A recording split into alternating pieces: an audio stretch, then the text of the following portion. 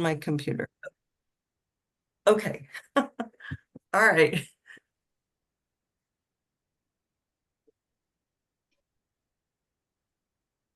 Yeah, I think this course has been really good for me anyway.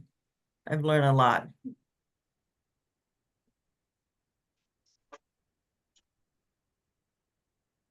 It is. You always think you know something, but you find out you don't know that much at all. Right. This is pretty technical, really. Yeah. Aaron, I wanted to ask you about the location of the recordings of previous meetings. Are they on the Broomfield site No, or? I haven't gotten them. I just don't know how to put them on the YouTube. If anybody does, they can help me. I will try to work on it this month and try to get it out. And I don't know which ones we got recorded. I'll look and see what I can find. But I'm Good. sorry, I'm not that good at recording and putting them on the cloud. Thank you. So I'm sorry. Yes. It would have been really nice if I got that done. I'm still learning Zoom though. Right.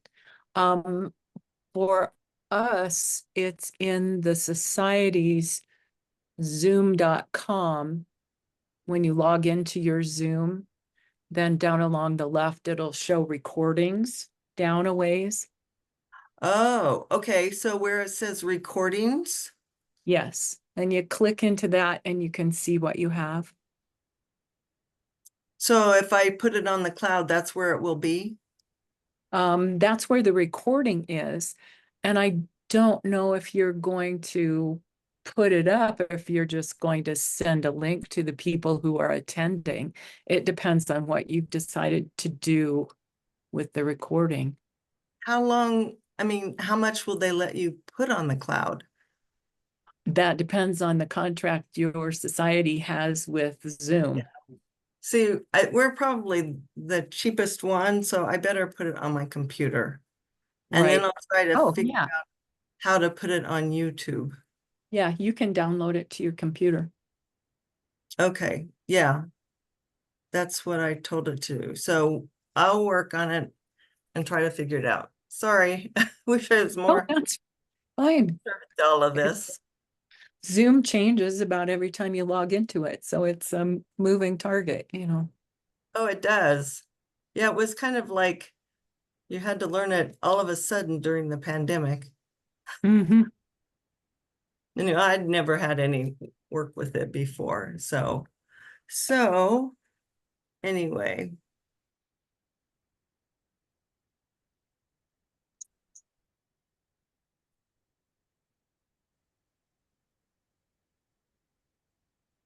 Are you all enjoying this cooler weather?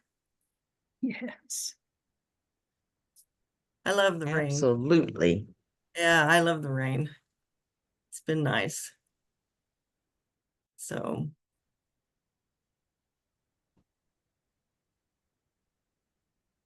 yes, NGS does offer some other books. I don't know if all of you would be interested in continuing after this year. There's one on documentation. And I don't know if anybody would be interested in that or not. We've done Tuesday Genealogy Group for a while, and I've just been trying to find, basically what I did was try to find sales reps that would come in and do the talks or some recordings that I thought people would like. That's all I've been doing on the second Tuesday Genealogy. But if you are all interested, or any of you are interested in continuing, we could look at other things. The one I saw though on NGS was that documentation book, which is a lot like this one, I think. So you can be thinking about that and let me know.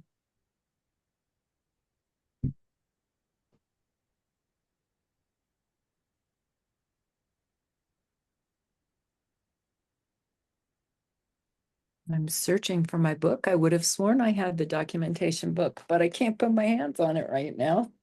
Oh, you have it. Yeah, let me Well, know what you think about it. Yeah, I thought I did. I will if I can find it. Right, right. Well, you know, I'd never go through this unless I had a group doing it with me. There it is. Oh, yeah, yeah, it looks like that. I know, it looks just like this one. Yeah.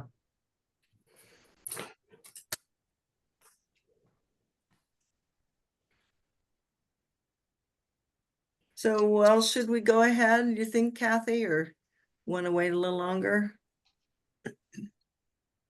No, I think we could go ahead. Okay, okay. All right. So go.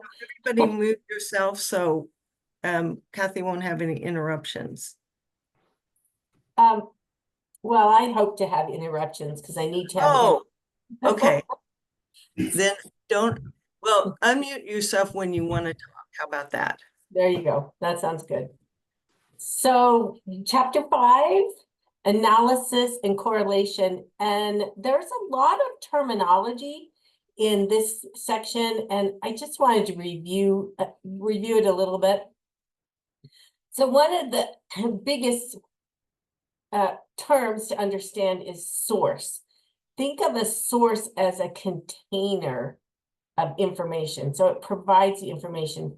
So a source can be a record, it could be a document, it could be a photograph, it could be an interview, it could be a website, a TV show, anything that is a container of information. And I went through and pulled out some examples of sources. So here's a 1910 population census.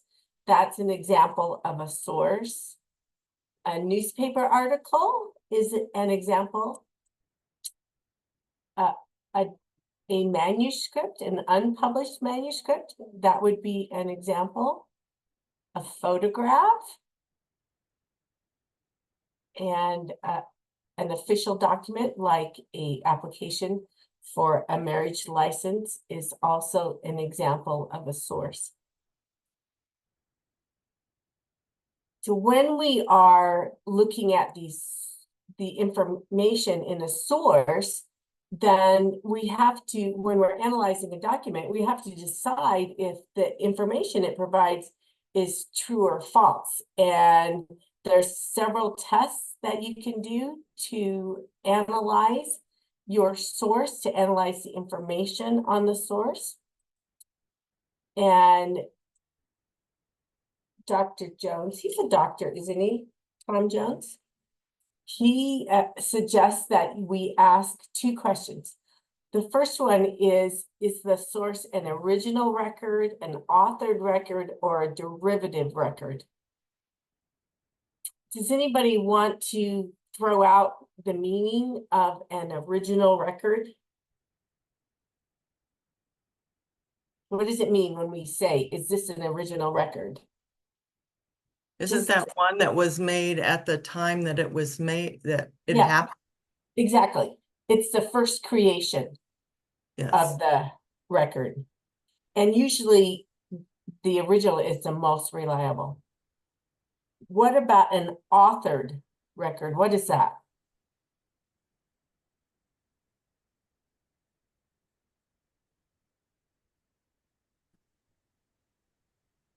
Come on, be brave. Okay, it's a book that's written about something, or something like an index of original records. Right, so you can think of an authored record as the second or third or fourth version of the original record. So it can be an index, it could be a transcribed copy, it could be, oh, no, sorry. Wrong one. An authored one would be compiled by an author or a researcher. Then the derivative would be a second or third or fourth copy, and that would be a transcription or abstract or translation, something that is a bit altered from the original. So a reproduction of the original would be a derivative record. Then, once you've figured out if your source is an original, an authored, or a derivative, Then you want to look at the information that the source contains and ask yourself questions about each piece of information. And most sources will contain multiple pieces of information, but looking at each piece individually, is it primary information? Is it secondary information, or is it undetermined? So what would be primary information? How would we describe that?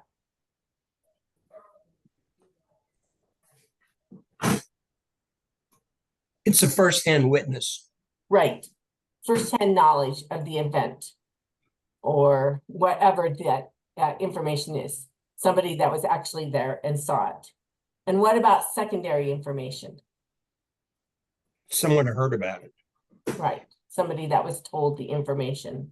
like your birth date. Yes. Or somebody's birthday that was recorded on a death certificate, right? Unless it's the mother giving that information. What about, what does it mean if Wait a the, minute. How do you know your birth date? That's Somebody secondary told you. information. right. So on a death certificate, if the informant was the mother of the child that died, then that would be primary information because she was there. That's, She may not have remembered it correctly. well, that would be something you would have to evaluate, right? But still, it would be Right. primary information. 'cause I got in an argument over dinner tonight about how do you really know your birth date is your birth date? Okay. What about undetermined?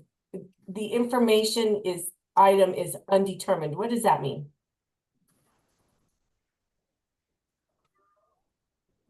We can't really tell. Right. Often like an obituary is a good example of undetermined because you really don't know who provided the information for the obituary. Right, so you don't know if it's primary or secondary. It would be undetermined. Okay, so I gave you 5 pieces, 5 sources. And we're going to look at each of these sources and ask these questions about the source. And the first questions we're going to ask are whether it's an original, an authored, or a derivative source, and then the information provided on the source, is it primary, secondary, or undetermined? Indeterminable, I should have wrote undetermined, sorry.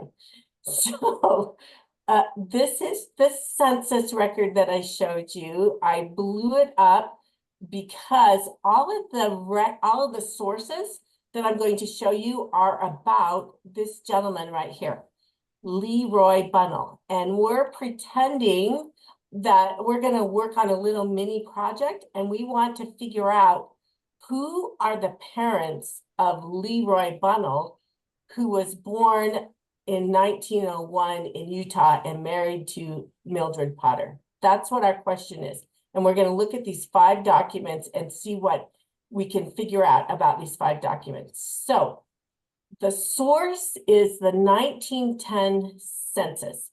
Is that an original source, or is it authored or derivative? We're looking at the source, the container of the information. So the census. I think it's an original because You're right. A census record is an original, even though this is a microfilmed copy of the actual original. It's deemed as an original document. So the 1910 census is original. Now let's look at the information provided here. So we're looking at Leroy Bunnell. It says he's son. It says that he's a male, he's white, age 8, single. He was born in Utah. His father was born in Utah, or maybe this column is his parents. I don't remember. But so these pieces of information about Leroy, are they primary, secondary, or undetermined? Primary. Why do you say primary, Sylvia? Undetermined. I'll go with secondary. So it depends on who provided the information, Yeah. right? And we can make a hypothesis, we can make a guess that the person who provided this information was Ellen B, the wife of the head, the person who was home. Most likely, that's who was provided, that's who provided the information. And if that's the case, then most likely this information would be primary information because she would have firsthand knowledge, assuming she's the mother of Leroy, Gotcha. right? Uh-huh. So it could be primary information. It could be secondary information if somebody other than Leslie or Ellen provided the information. Unless it was maybe Leslie, the son who's 16, and he reports how old he is and where he was born, then that would be primary. It could be undetermined because we don't know who gave the information. So that would be Neighbor. something. Go ahead. It could have been a neighbor. It could have been the neighbor. I think that I just wonder how often a neighbor would provided the information. I'm cheating because I worked for the Census Bureau in 2000 and 2010. Good, tell us. And I was assistant regional director in Denver. What you do is you want to get everyone enumerated. So at a certain point, you say, we got to get it done. So knock on the door, who lives next door? And in some cases, the enumerator will circle the person who provided the information. That's been in recent years. And I would go back to this census and look at the instructions that were provided to the enumerator. How should you get this information and whatever, to figure out more behind it, because it can be complicated. Thank you. And very good information. Yeah, Okay. because it could have been a neighbor. It could have been. I had people use telephone books. I hate to say. I mean, it's, and we fired them, but it was, yeah, it happens. Let's go on to our next document. So when I move the screen around, do you see it on your end? Nope. What? Okay. So this is a newspaper clipping, and it's the obituary for Leroy Bunnell. We see there's a little bit of information out here on the side when he was born and when he died, and then here is the obituary. Now, the newspaper, this newspaper clipping, the newspaper is the source. Is the newspaper an original, an authored, or a derivative? It's authored. It's It's original newspaper. I think it's original. I think the information inside here is you could say is authored, but the newspaper itself, this is an original newspaper. However, we're not looking at the original, we're looking at a clipping, and we don't see what the name of the newspaper or the location. I mean, we can see that it says Tremonton, but we don't know if this was published in the local Tremonton paper or the county paper or whatever. How about the information inside here? Is it primary, secondary, or undetermined? Undetermined. Yeah, because we don't know who provided it, correct? We can make an assumption like we did for the census record. And my assumption would be that my grandmother provided this information on my grandfather because I know she was still alive and very lucid. So that would be my assumption. And so then some of the information would be primary and some of it would be secondary. Yeah. Okay. How about this? This is, again, all of these pieces of information I found in memories on Family Search. And so here is a document that says in June 1942, headlines in the local society news proclaimed, and then gave this information about Leroy's parents. So is this an original, authored, or derivative source? Derivative, I think. Derivative. Because the definition of derivative would be a subsequent copy of the original, transcribed copy, index, abstract, etc. So I would agree. I would call this a derivative too. It obviously, well, it looks like it was taken from a newspaper because it says headlines in local society news. And then somebody wrote this up, and they could have just copied it verbatim, but we don't know, right? Mhm. And then it's the information found in here. It says we're looking for Leroy. So Mr. and Mrs. Bunnell are the parents of 9 children, 8 of whom are living, and it lists them, and Leroy Bunnell of Tremonton is listed. So is this information primary, secondary, or undetermined?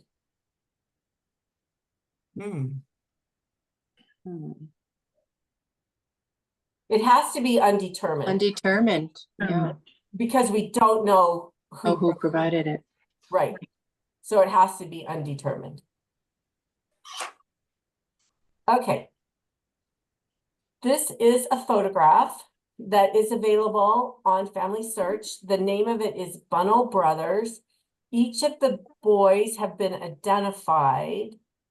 Now, would you call this an original record, original source, or is it authored or a derivative? I think it's still original. It's been altered though to put the boxes and the names. But the photo is a copy of an original, right? Right. And go Hmm. ahead. I don't know, I'd almost say it's authored. If it had writing on the back, then maybe you could call it an original, because you would assume then that the person that had written the information on the back would have known who was who, but you don't really know for sure that Okay, that's Leroy or Irvin.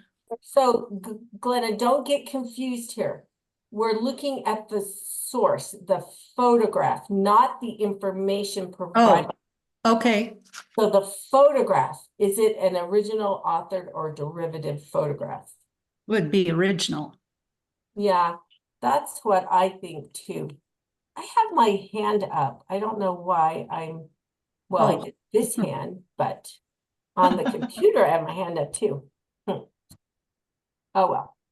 Okay, let's look at the information provided. Okay, yeah, okay. How are you going to classify the information, the labels on these boys? How would you classify that? We don't necessarily know who put them there, so I think it's undetermined. Exactly. Yeah. Okay, so I know who put them there. I did. However, I don't know why I know who they are. Because when I put this picture up on Family Search and labeled them, I did not put information in Family Search as to where I found this photograph. I didn't put a copy of the back. If the names were written on the back, I did not record any of that information. Yeah, okay. Now, to my defense, maybe, was I did this in April of 2020, and I got COVID in the middle of March of 2020. So I'm blaming it on COVID brain that I didn't document it the way I should have, but I'm kind of embarrassed that I didn't. And So in there's fact, no citation. no. And I went back and looked through my files, so I inherited both grandparents' treasures. And so I have been working hard on trying to copy all of the photos and upload them into Google Docs, Google Photos, and also Family Search. So they're available to other people. So, and I kept a lot of the originals, and I was just hoping I kept this original, and I went and looked, and no, I didn't. I didn't deem this one worthy of keeping, I guess. And so then I'm hoping again that it's in the bundle file in the Google Photos that I can share with my relatives. No, it's not there. So the information is undetermined. Even though I put it in, I don't know how I got it. Oh, Sad, huh? very confusing. Yeah. Can Okay, be. here's a marriage license. The source is the marriage license. Right. Okay. An authored or a derivative source. Original. No. Yes, it's original. It's an official document. That is an original source.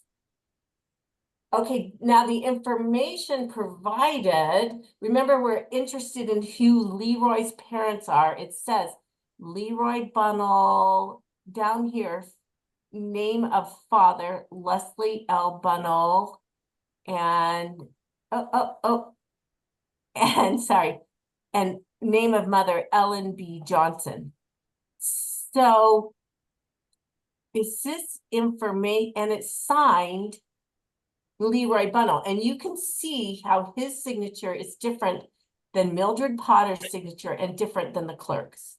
Mhm. So we can safely assume that Leroy provided the information about himself and Mildred provided the information about herself, and the clerk recorded the information. It's the same pen and same handwriting as the clerk here. Mhm. So this information from Leroy, is it primary, secondary, or undetermined? Primary. Primary. Yeah, exactly. It would be primary. So when you look at your documents, when you're analyzing them, you have to ask these questions of every document. But these are not the only questions to ask about your documents. Dr. Jones. Can we go back just a minute, Kathy? I just have a question.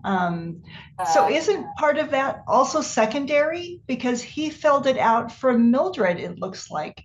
It looks like a similar handwriting. No, I think I disagree. Look at the clerk's signature. I think it's the clerk who filled both of these out. And look at Leroy Bunnell's signature. He did not fill either of these out.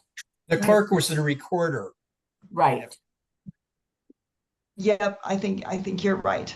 But even then, doesn't that make the information secondary on some of it anyways? Well, it could be, if you're going to argue that knowing our birth date is secondary, then that would be one that you could argue about. But knowing who his parents are and what his occupation is, all of that, knowing that his parents are American, it says, all of that would be his first-hand knowledge. So just for the research question we're looking at, not the information in general. Well, even the information in general, what would you say is secondary here? I think it's all primary. Well, neither one of them, it wouldn't be primary that either one of them actually know their birth dates, since they were there at the time, but they can't attest to their birth dates and their birthplaces and things like that, if that's on here.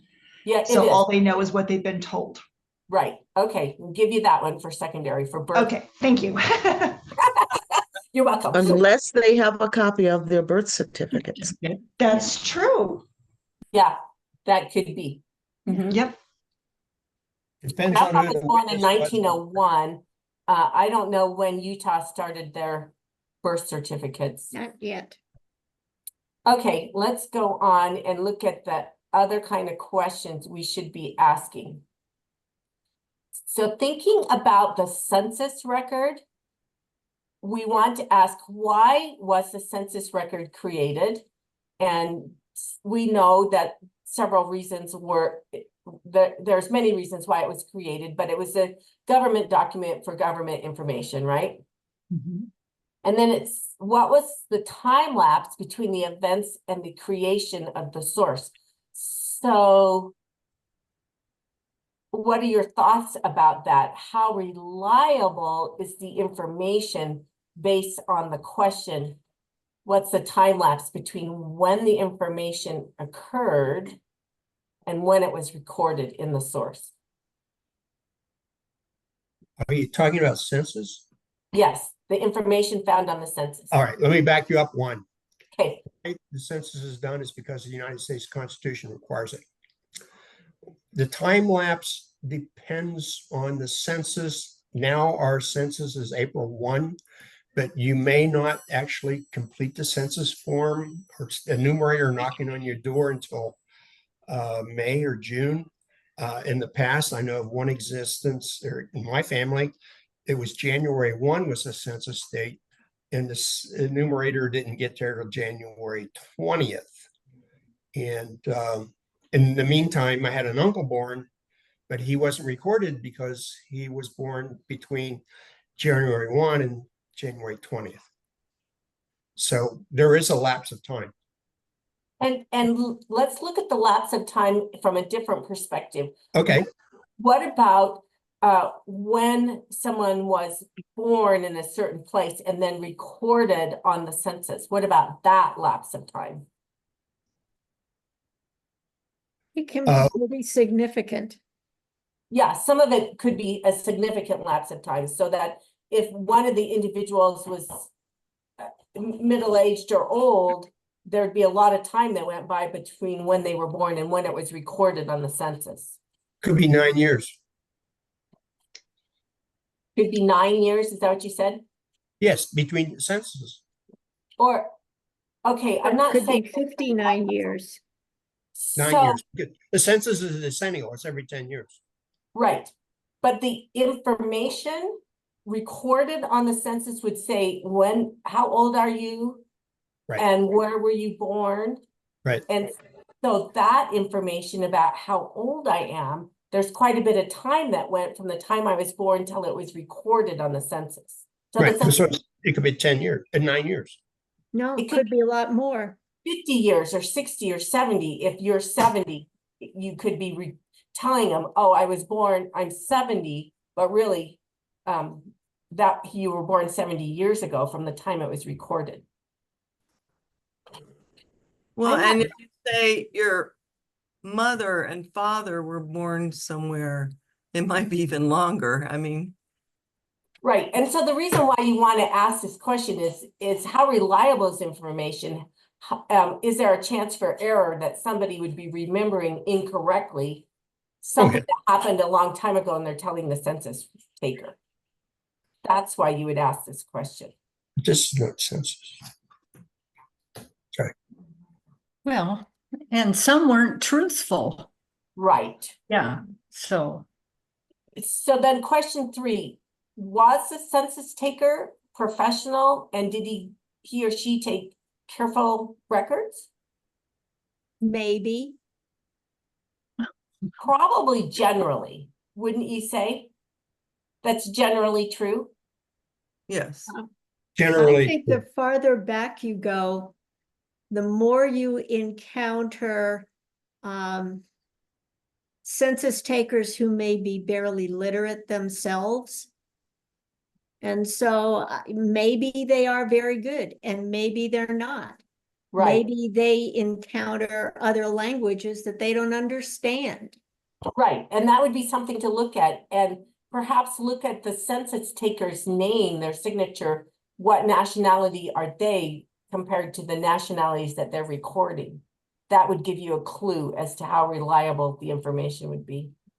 Yeah, I have one census in my possession where the English census taker got so frustrated with these German dudes that he just wrote everyone Deutsch. That's the last name? As their whole name. Oh, it's their whole name. Wow, that's frustrating. Yep. Okay, Russell, you can help us with this. Okay. So the census in general, as a source, the census page, is it open for challenge and correction? Absolutely. Yeah, there's challenge every year, every decennial census, there's challenges, particularly on Native American reservations, in hard to enumerate areas where you have minorities, you have low-income people. We may go, or the census, not me, but the census would go to the mayor or whatever and say, this is what we have. Do you want to question any of it? And not that they could go through and see anyone's name and anything, because that's all totally forever, well, until 70 years later, confidential. But they could say, you know, I think your numbers are wrong here, and I'll give you some information, or let's discuss this. So it is open to, and actually in my cheat sheets that I use, all this information is not only pertinent to the census, but to everything. Is why was it created? It was created, you know, or whatever, because of, you know, my family records. But yeah, census records are open to challenge. I'll leave it there. Okay, are the census as a source, is it protected against bias, fraud, and tampering or alterations? Oh yeah. Oh yes. Yeah, it's yes, total. Yeah, it's everything's locked down, secure. You couldn't believe how much stuff we went through. We had all kinds of government agencies coming in to make sure everything was secure. Okay, and let's skip down to number 8. The informant. Was the informant reliable, and was there a bias potential in information on the census? Oh, yes. Oh, that's hard. Depends on who answers the door. Yep. And what if they have any secrets to protect? Right. Yeah, so that would be, these are all questions to consider when you're looking at the record to try to decide how valid the information found therein. What about a newspaper clipping? Why are obituaries created? To notify people in the city that someone has died. Okay, and there's obviously a time lapse between the information provided and when the obituary was published, except for perhaps a death and funeral information. Right. And Celebrate that person's life. yes, that would be another purpose for an obituary. Are obituaries protected against bias, fraud, tamperings, alterations? No. Nope.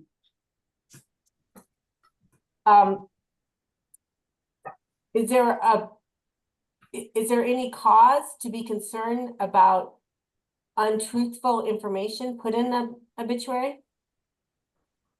Absolutely. Depends on who puts it in the obituary. If And it's the generally we don't person who even know. authors it, Right. you know, in theory, you could go after them and ask them to print a correction. However, if it's the person who's describing that wonderful family, do they have a reason to conceal anything? Right. So all questions to ask when you're looking at a newspaper clipping. Same thing for an unpublished history. Why are unpublished histories created?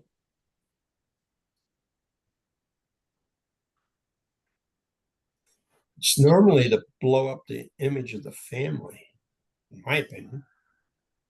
Or to document your family's story and to pass that information on to future generations. Yeah. And of course, there could be quite a time lapse between the events that are discussed and when it was created. And a lot of times these unpublished documents don't even have a date on them. This one, we're lucky. It says in June of 1942. We don't know how long after June of 1942 this was written, but we do have a little bit of a time frame. Mhm. Do you know what sources were used to do this unpublished manuscript? Did they footnote anything? No footnotes. Oh, darn. So we don't know. Mhm. And we don't, since we don't know who the informant is, we don't know if it's biased. Unless they say in the text, my Aunt Sandy told me X, Right. or Mrs. So-and-so who was alive at the time that this event occurred, and you're reporting something many years later, you have an idea that it is in fact possible that she saw this or knew this. She could also not be telling the truth about it too. Or just remembering it wrong. Yep, exactly. Mhm. Okay. What do you think about this photograph? How reliable is it, and what information can you glean from this photograph?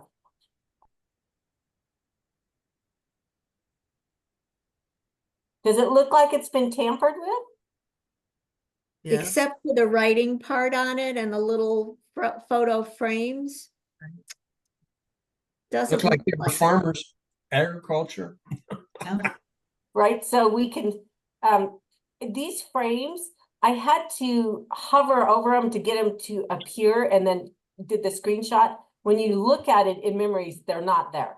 Ah, Right. So when you're looking at this, what information can you glean? That they're farmers? What else? It's that they're spring or stair-step summer. kids. All right, stair step. Probably the same family. Okay, Why? with the title Bunnell Brothers. Well, no, that was added, and That was added. So that's I look at the title of the document person and a girl. in Family Search. The person on the right could have been a young girl. This one, Well, depending on when it was taken, young girls would not be wearing overalls. oh. Oh, where did you grow up? In the country. Okay. Well, But look at what the dress tells you about this time period. well, yeah, I don't know when this was taken, but my mom, who's 96, still living, she wore overalls because she was the tomboy of the family. Ah, Yeah. And she was out there riding the horses and catching the chickens and, moving the cattle and all of that. Right. So when we are analyzing this photograph, what we're trying to do is we're trying to figure out how reliable the information is that we can glean from it. We want to know if it's been altered, what the purpose of it, why it was created. Does it have a potential to give false information? That's the type of thing that we're trying to figure out. I would think, So- I mean, if somebody took the time to put the names on it, they must have known those people. So, I you mean, could look at those and say, could I have photoshopped somebody else's face into any of those? You could look at that. No, it's not that. You could, You and could. probably That in one this day did and age, you could have photoshopped some of these in. pretty easily. With Leroy being so dark, and Carl looks like he doesn't have a neck. Right. Yeah, yeah. oh, yeah. And it could have been cropped down. There could have been other people in the picture originally. Yes. Oh, Right. dear. Uh-huh. Well, how do you know they were the Bunnell brothers? Yeah, they could have been the Joneses. Because that's how it's labeled. Well, yeah, but you could put this next to the census and have a rough idea about what potential age range you're seeing in the children? And is that consistent with what you see in other sources? Perfect. And in Perfect. fact, that's what I had to do to guess what year this was taken. It was Elvin that gave me the clue. Good. It's what, 5, 6? Okay, then look what I found. Here we go. So these fun brothers recreated this picture. So here's Leroy still looking grumpy, his brother's smiling. This guy has the same stance. See? Yeah. See? Oh, yeah. Elvis happy here. They wore the same types of hats and overalls, and then here they are again years later. I just thought this was so fun that they recreated them.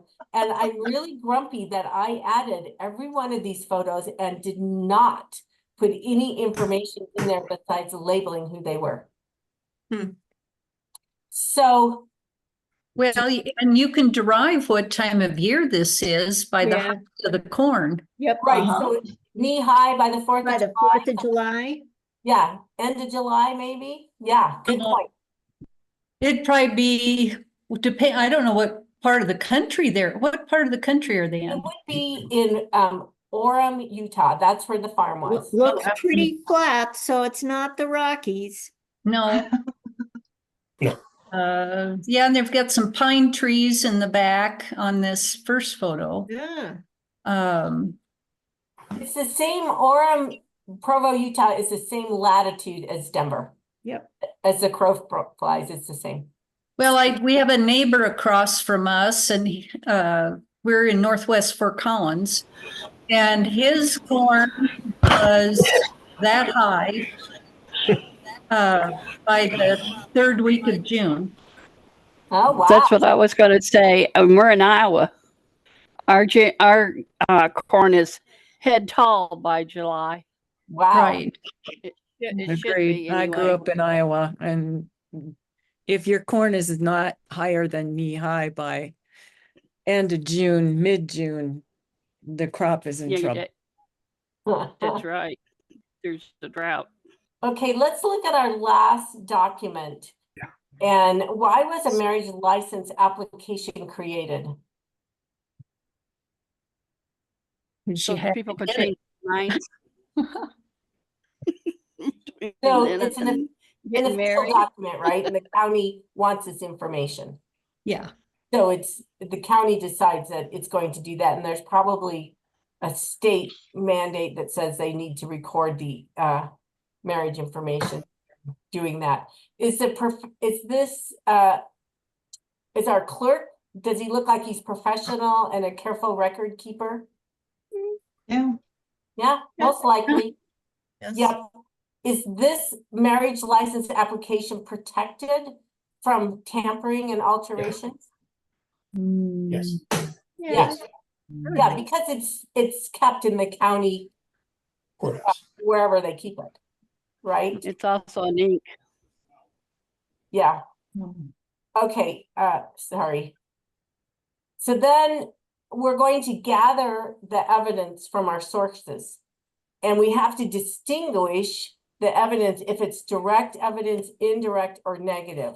So direct evidence states exactly the answer. So when we looked at the marriage license and it says parents of the groom, Leslie Lamont, or father of the groom, Leslie L. Bunnell, then that's direct evidence.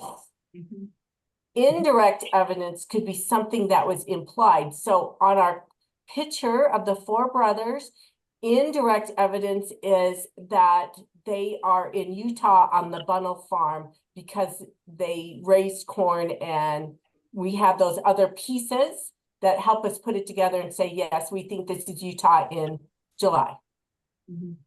Negative evidence would be the absence of information that also supplies an answer. And you would sometimes see that on a census record where you would expect to see somebody and they're not there. And so then you can assume, make the hypothesis that maybe they died between the 2 censuses.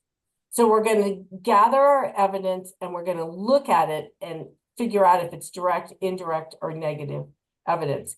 And then what do you do with all of this? And what I do is, and I'm sneaking a little bit into the next chapters. I didn't want to just end hanging with all this information and what are we going to do with it. So what I do is I make a timeline. And I put on my timeline You already sent me a list. names. This is the information. So it's an abstract or description of what I found, my source, and then how reliable is it? And this is where I ask myself those questions and put notes to myself that how reliable I thought it was. Is it direct evidence or implied or indirect evidence or negative? My citation, and then the repository, where is it? A lot of times I put this column in for myself because most of the time I'm making a hard copy, a digital copy myself, and I'm storing it in my files. So I'm going to put in here where I stored it in my files. I didn't do it with this one. I just said that I found these on Family Search. So the census was in sources, but the picture was in memories, and the marriage license was also a copy of it in memories, and then the manuscript was also in memories. So I do a timeline and record all this information. A lot of times I'll use colors to help me. So I put in red the information that's going to answer my question. A lot of time, most of the time, I try to always do this. Put the purpose at the top. I put this on my research logs and also in my timelines. And so my purpose was, who were the parents of Leroy Bunnell, born in Utah in 1901 and married to Mildred Potter. So that this is one way you can help keep straight the information you've found and how you have evaluated it. And then the next thing that you want to do is you want to correlate it and you want to see how it relates to each other. So in relation to my question, who are the parents, I made a chart and I have put down the information from the sources. And you notice we had 5 sources, but I only have 3 here because for one source, the photograph didn't give me any information about who his parents were. And the manuscript there's no sources. I don't know who wrote it. I cannot use that one unless I just have a bunch of indirect evidence that I'm pulling together. But I didn't need to do that because I had the marriage license, which gave direct evidence. It said who his parents were. It listed that. And then I had the US population census that gave direct evidence to who his father was, because it says he's the son of the head, who is Leslie Lamont, or Leslie Bunnell. And it's implied that the wife of Leslie, Ellen B. Bunnell, is his mother. And there was one other clue in there that helped with that hypothesis that she was the mother, because it said that she had 8 children and 8 children were still listed and 8 children were on that census. So that was another reason why I could feel confident that she is the mother. And then in the obituary, direct evidence again of who his parents were. And all of these 3 pieces, these 3 sources correlate perfectly with each other. And so I feel confident that I can write a proof statement that tells me that Leroy Bunnell's parents were these people. That's what I have for you. I went through a little bit of the questions. I didn't get all the way through the questions. We have about 8 minutes left. Does anybody have anything that they want to talk about from those questions or what we covered tonight?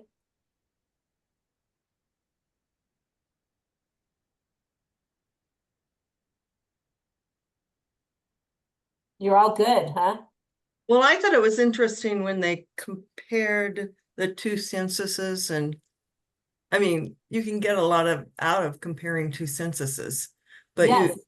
if you don't do that, you won't understand some things like one of the children must have died because he wasn't in the second one, and when they moved, and you can really get a lot of information out of them. I often will make a chart that includes every census that the family is in to compare them side by side and see what information I can glean from it. Mhm. Another thing about comparing censuses, Karen, I've noticed in some of the ones I've been working on, that if an early census, there was a big age gap between the man and his wife. At later censuses, they seem to get closer to the same age. It did. Yeah, you see that quite a bit where they're embarrassed by the disparity in age and they get closer.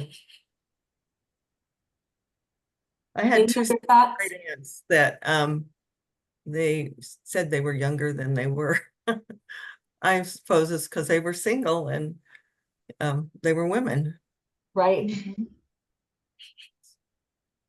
So I think that happens a lot.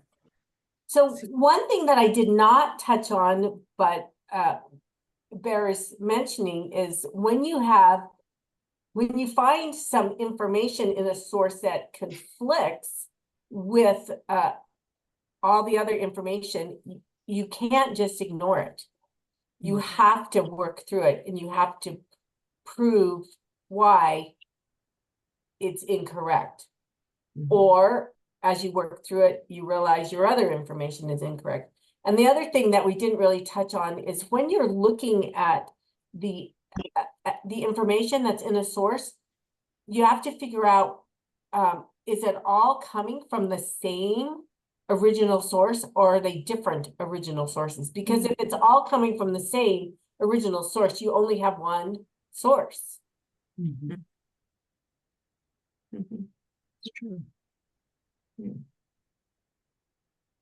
One of the things that I've noticed about census and age is that we've become a lot more fixated on knowing what our actual date of birth is since Social Security and all of those kinds of things.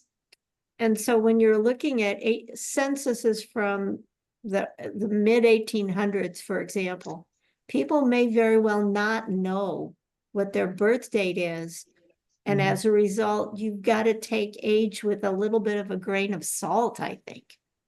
Just like the spelling of their Yeah. name. Actually, I think I found it up until the 30s when Social Security came into being. People changed their names. Oh. And I found out through DNA. They just, I have a grandfather who I knew who went from name Johnson to Brown. Just changed his name between 1920 and 1930. That would be So, hard, yeah. right? Yeah, it was made some enemies in my family, that's for sure. The Brown side, they go like, I'm not a Johnson, I'm a Brown. Okay. I have one question to go back to, and I have cheat notes, but that I make, but sources and information, you seem to have integrated sources and information to me together, because to me, sources, you have original, derivative, and authored, and information, which is separate, is primary, secondary, and undetermined. So the source is the container of the information. Right. Understand. Yeah, I'll look at this way. Yeah, I have two screens. Sorry. Yes. Here's how I look at it. It's something I quoted. Sources provide information from which we identify evidence for analysis. Correct. So I cheated. I copied that. That's from Elizabeth Schoen Mills. okay, so did I say it incorrectly? No. I didn't say that. See, I separate sources as original, derivative, and authored. And information from those sources is primary, secondary, or undetermined. Correct. Yeah. Oh, okay. You seem, maybe it's just the way you were talking to get through us. You sort of combine them. I have sources, information, evidence, and then I get into the other factors of analysis. Well, sorry if Sorry. I confused you. I have too much time. I'm retired. Thank you. I Well, I've also been- like how they went into all the things that they put into their n- document. Like they put maps, they put charts, I mean, not charts, but narrative, and I mean, it just kind of says you can do a lot more if you, and it's easier to read if you do that. Anyway, I just thought that was good thing to look at. Yes. I kind of wonder how AI is going to influence things in the future.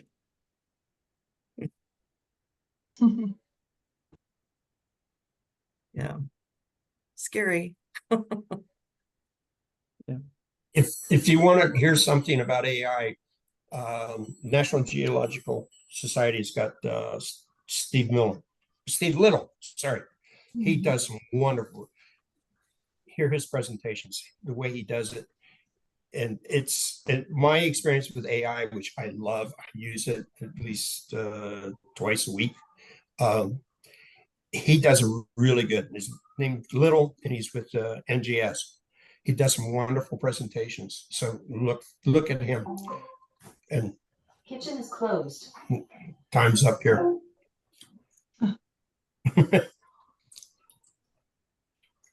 I think NGS is looking about having some AI sessions with their members. I mean, I don't know if that's what you're talking about, Russell, but there was one that they hosted that I saw. That just like there's AI.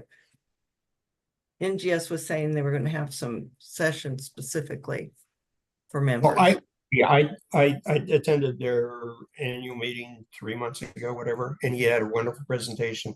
And since then, I have a membership in Legacy or whatever it is, and he's spoken there. I actually have heard him on a couple podcasts, and he puts it in the shell. He has this system of, you have to tell it what you want, who you are. How he goes his task, the cat flask, and all this and all that. And he does it very well. About you have to tell who you are, what you're looking for, and how you want it presented. And he does it that way. It makes sense, and he's definitely worth listening to. And NGS he's an employee there, I guess. He lives in. Actually, one of the questions today, I used to live in Virginia, so I knew Falkirk County. I lived in Fairfax County. I lived there many years, so I knew all these places. And I'm going like, this is simple. I mean, that guy crossed the border and he went to Falkirk County. I used to go to Falkirk County to visit a friend from Fairfax County. It's like, yeah, it's where the anyway. It's I'll get on my horse. Thank you. So one of the things that Steve Little did, what I thought was amazing, is he took an article and he put it in AI and he said, make a chart. So make a chart of the person you're talking about and how other people are related to them.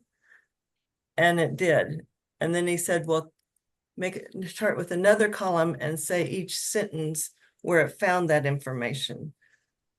I thought it was amazing, but anyway, I think there's going to be lots of opportunities using AI. So anyway, sorry to get you on the AI tangent.